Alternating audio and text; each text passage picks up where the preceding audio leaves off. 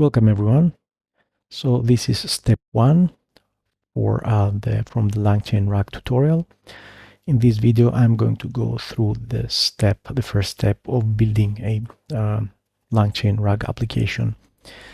So what you want to do is you want to open the file step by step, the markdown file called step by step. You will find it in the step by step folder.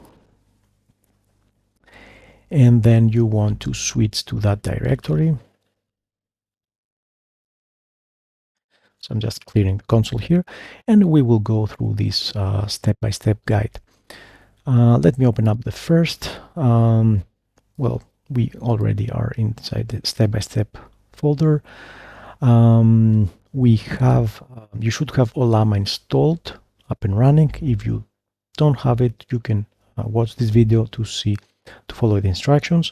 Once you have Ollama installed, you will be able to have the Ollama command line tool available, and by running Ollama version you will see that is installed.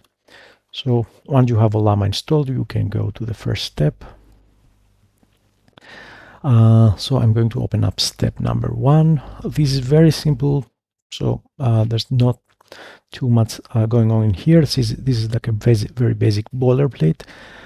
So this is a class. We're creating a class called PDFQA that we're going to be using, instantiating, and this is the object that we will get back that will be responsible for running all the commands that we need in order to query our LLM and do our stuff.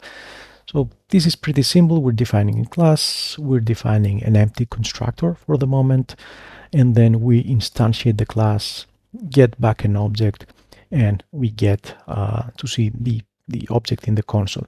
So I will be moving this here, and you can run this.